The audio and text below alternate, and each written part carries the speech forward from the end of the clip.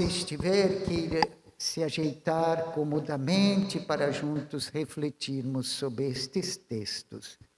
Permito-me tirar a máscara e depois a recolocarei. Meu irmão, minha irmã, a temática central deste domingo em que celebramos os santos e santas é um projeto de vida feliz. Esta é a nossa busca. Portanto, é bom lembrar que ao celebrarmos esta solenidade, ela tem uma profunda relação com nossa fé na ressurreição que Jesus nos merece. Somos chamados à santidade e o caminho para chegar a ela é muito pessoal, ou seja, é uma resposta pessoal minha e sua. Somos vocacionados a ser testemunhas na fé em Cristo. Dizendo isso, olhemos agora os textos, de modo particular, o texto de Apocalipse, capítulo 7, versículo 2, vai até o 4, depois o versículo 9 ao 14. Lembremos que o autor usa uma linguagem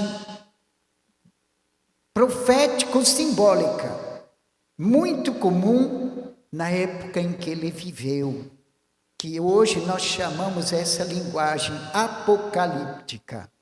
Ele descreve em forma de visões toda a realidade das perseguições cruéis sofridas pelas primeiras comunidades cristãs e que ainda faziam vivos a memória dessa realidade dos discípulos de Jesus. Lembrando que é João, atribuído a ele, a escrita do livro de Apocalipse. E ele se encontrava na ilha de Patmos, na Grécia. Portanto, ele redige esse livro para animar e manter a esperança das comunidades cristãs, especialmente da Ásia Menor, nos tempos de grandes provações.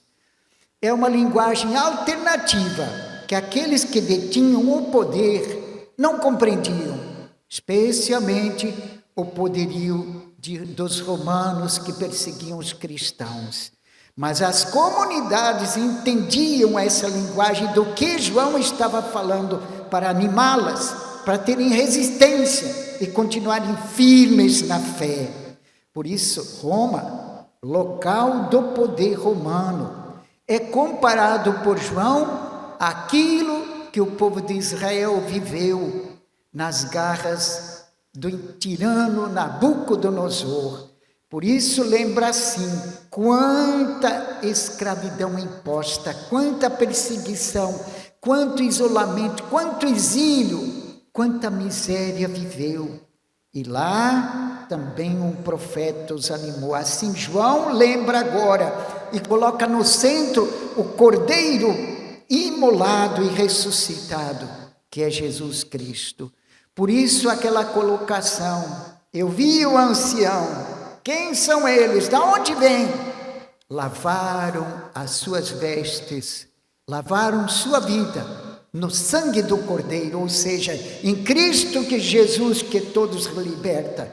Por isso, às vezes tem-se impressão que irmãos usam de outras confissões religiosas, só falando do Antigo Testamento, porque se falarem de Jesus como o Deus verdadeiro, há que se ter presente essa realidade, que não somos nós que merecemos a salvação, mas é Cristo Jesus, o Cordeiro imolado, que se diz sacerdote, altar e oferenda como Cordeiro por nós todos. Deus não trabalha com meritocracia. Os humanos inventam isso para justificar certas atitudes que não são em nada cristãs, muito menos católicas. Por isso, haveremos de nos colocar diante disso, celebrando os santos, ou seja, os mártires. Não podemos deixar de refletir. E aqueles que promoveram o martírio, são discípulos de quem? De Deus é que não são. Por isso aqueles que desejam a morte do irmão, ou que ficam ameaçando, podem dizer que são de Deus? Não do Deus de Jesus, talvez do Deus Moloque, lá do Antigo Testamento, que exigia, sim, vítimas humanas para acalmar sua ira. É só pesquisar isso e você encontrará. Portanto, Jesus, o humano, filho de Maria, que trouxe no ventre e teve como pai educador José, esse deu a vida. É a ele que sirvamos em atitudes, em gestos, nossa confiança, nossa entrega de que só ele pode nos salvar. Olhemos agora o Evangelho. É muito importante Mateus 5, 1 a 12a. Lembrando aqui que as bem-aventuranças que escutamos fazem parte do primeiro discurso de Jesus, que é também chamado de um modo simbólico, porque a palavra hoje, sermão, não tem mais aquele sentido. Por isso que ressignificar é importante, nós falamos em homilia, mas ele é conhecido como Sermão da Montanha, que queria ser um esclarecimento. E hoje, infelizmente, essa palavra é vista como alguém que faz xingamentos sobre o outro. Deu-lhe um sermão. Não. Nós fazemos homilias, que são as reflexões exegéticas em torno da palavra de Cristo Jesus, as Sagradas Escrituras. Portanto, Mateus, de um modo diferente do que Lucas. Lucas fala em ai de vocês, hipócritas. Mateus inverte, ele leva no sentido mais positivo. E por que ele apresenta Jesus sentando na montanha? O monte ou a montanha era o lugar do encontro com Deus. Jesus senta. Sentar, só a autoridade sentava, os servos nunca. Por isso ele está aí para fazer o seu ensinamento decisivo e de um modo positivo para os 12, para que aprendessem. Por isso Mateus reúne os seus ensinamentos todos que Jesus já vivera e que eles foram aos poucos entendendo que era o caminho deste modo. Por isso é tão importante perceber que ele chama atenção à montanha para recordar o que Deus, Yahvé, no Antigo Testamento entregou como tábuas da lei no Monte Sinai a Moisés como código de ética e de vida. E agora anunciado o novo código de ética de vida por Jesus. Então lembremos-nos, desse modo, lá Yahvé se revelou para o povo no Antigo Testamento. Agora é a definitiva revelação de Deus na pessoa de Jesus, humano, histórico, que nos ensina. E a ele que vamos seguir se quisermos caminhar para a santidade. E aqui é importante lembrar que Mateus traz 9 bem-aventuranças. Até nesta semana eu comentava com alguém, normalmente na catequese se apresenta 8, mas efetivamente são 9. Por isso que é bom lembrar, num sentido positivo, propositivo, que aqui Mateus coloca. Por isso, bem-aventurados os que se encontram em situação de dependência, fraqueza ou debilidade, porque Deus está pronto para instaurar seu reino que transformará os sofrimentos em bênçãos. Isso significa os pobres em espírito, porque eles se entregam, se abrem, confiam no Senhor da vida, que tudo transforma. E efetivamente assim acontece. Por isso as 4 primeiras estão muito relacionadas entre si e são dirigidas especialmente aos pobres em espírito, para que, desse modo, ao se fazerem disponíveis para Deus e para os irmãos, eles mostram que entenderam o jeito que Jesus viveu. Nada há a se comparar. Olhando para os mansos, são aqueles que escolheram a não violência, são tolerantes e pacíficos, mesmo sendo esta uma escolha nada fácil. Aí você já pode olhar em derredor de nosso mundo, especialmente no Brasil, quantos se dizem de Deus ignoram essa realidade.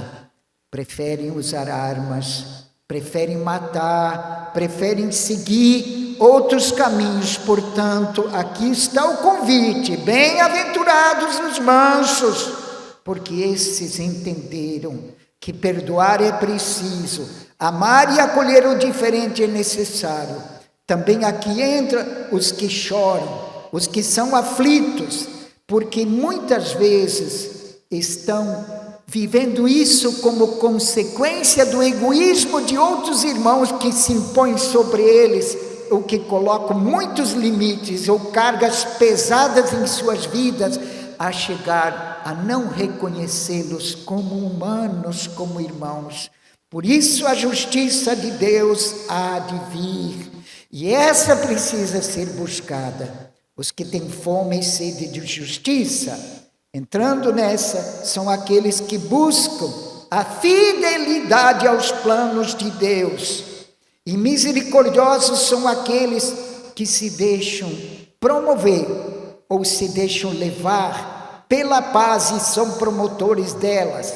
São aqueles que se recusam a confiar nos poderes deste mundo que os humanos gostam de privilegiar e colocar às vistas como forma de se impor sobre outros irmãos.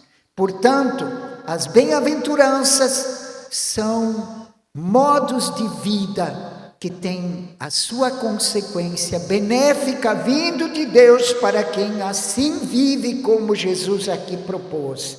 E aqueles também que resistem, acima de tudo, à perseguição, aos sofrimentos, às adversidades por causa de Jesus Cristo. Estes buscam a justiça do reino.